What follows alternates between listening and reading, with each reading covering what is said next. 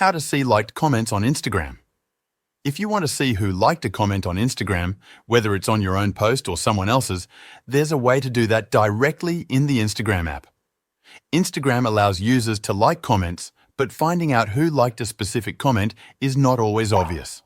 I will walk you through the steps to check the list of people who have liked a comment.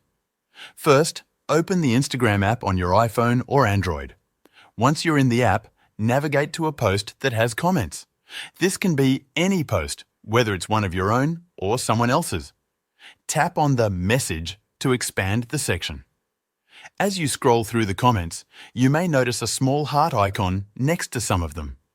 If a comment has received likes, you will see a number displayed next to the heart. To see the full list of users who liked the comment, tap on the number of likes.